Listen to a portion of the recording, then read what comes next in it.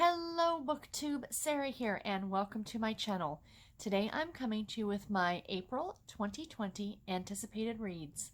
I am here to share with you 5 books that are coming out in April that I am super excited about that I think you guys should definitely check out.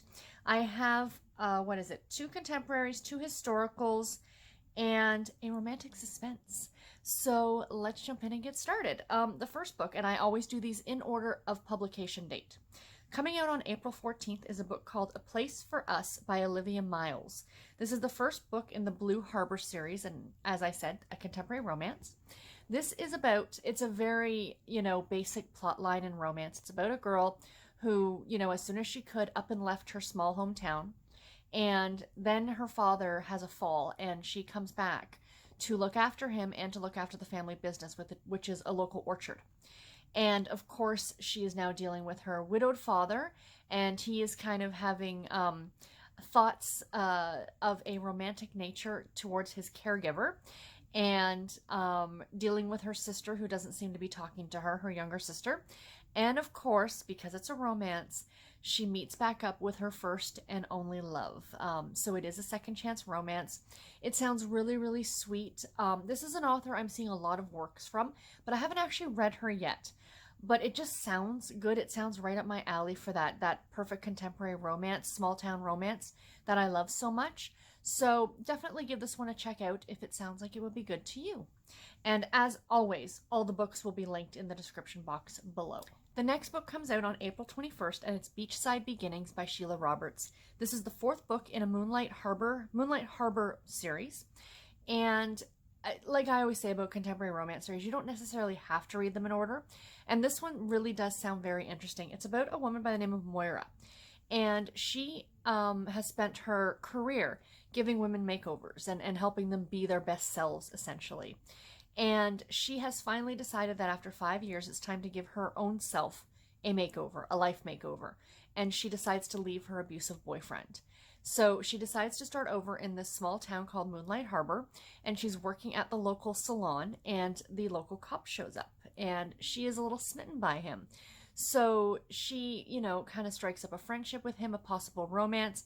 I have a feeling the way this sounds, the ex is going to come back into the picture at some point, but it just sounds really delightful, about a woman escaping her past and coming, to a new town and starting a new life. Just sounds very interesting to me. And the cover is just so spring, summer. I mean, this sounds like it would be a great beach read.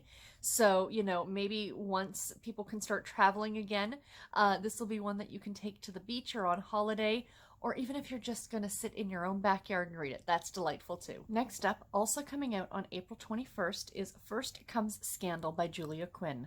You know that if Julia Quinn has a new book out, I am going to mention it in one of these videos.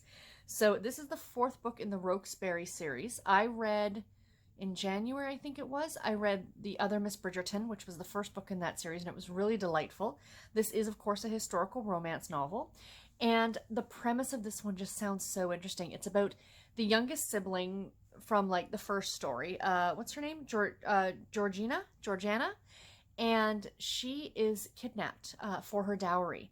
And then eventually, I guess, she's let go, and they catch the guy who kind of captured her. And is it captured or abducted for her dowry?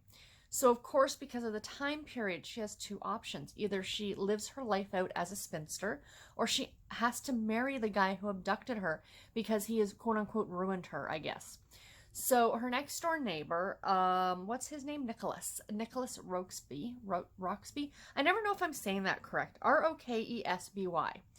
And he hears about her predicament. And he is studying medicine at Edinburgh, and comes back, hears about her predicament, and is like, well, that's just not fair. So he jumps in and agrees to marry her, just so she doesn't have to either A, become a spinster, which does not sound like a bad thing to me, or marrying this, not so nice individual. So it starts off, as a marriage of convenience. Of course, we'll probably grow into something more. It sounds absolutely delightful. Again, it's a Julia Quinn, and I cannot wait to read this one. Next up, coming out on April the 28th, is Gone with the Rogue by Amelia Gray. I don't know about you guys, but there has been like a surge with historical romance novels with punny titles, if you will, and I sort of kind of love it. I'm all for it, to be completely honest. And this is the second book in the First Comes Love series. But again, as I like to say about, contemporary romance, I think with a lot of historicals as well, you don't necessarily have to read them in order. The Bridgerton series, for example, yes, I feel like you need to read that one in order. But, some other ones, maybe not. I'm not too sure about this one. I haven't read the first one yet, but I do have this book as an e-arc from NetGalley. So I will be reading it probably out of order unless I can snag the first book first. We shall see. But anyway, this is about a woman by the name of Julia and a gentleman, excuse me, by the name of Garrett. And Julia is actually a widow. Her husband died in the sinking of a ship, the sinking of the Salty Dove ship. And she is a widow, a young widow, and she has a young son. So she is happy and content living her life, taking care of her son and, living a widow's life back in that time period. And, in walks Garrett. They meet at, somebody's house party or something or another. And he is a well-known rogue. He is a captain of a ship, and it is rumored that he has a different woman on every continent, and, a half a dozen in his pocket in London itself, and he has his eyes now on Julia. Well, of course, he's not the playboy that people make him out to be, and he has his sights now set on Julia and starting, having their own family with, her and her son. So it really sounds cute. I mean, I did, put my, I requested it on NetGalley and I was approved by the publisher, so I am excited about reading it. And yeah, it just sounds really cute. I love the idea that it's a widow and that she has a young son, so she's established. She doesn't need him. I don't know that a lot about the Regency time period, but I'm pretty sure if that's the case, as long as your husband had money, you're set. She doesn't have to remarry. I believe society kind of dictates that maybe she should, depending on how old she is, but she doesn't really have to. She's done. She can stand on the fringes now of all these balls and just be like, I'm done. This is no longer for me. So I do love the fact that it is the story about a widow and, instead of a girl in her first season, which we see really, really often. And last but not least, the romantic suspense. Coming out on April 28th, we have Deep in the Alaskan Woods by Karen Harper. As soon as I saw this book, it had two things going for it. It was set in Alaska, which is catnip for me, and it's written by Karen Harper. I love Karen Harper. She does fabulous, fabulous books. Great romantic suspense. I believe she has done a couple of books that were set in like Amish country as well. Really good. If you have not checked her out, I highly recommend that you do so.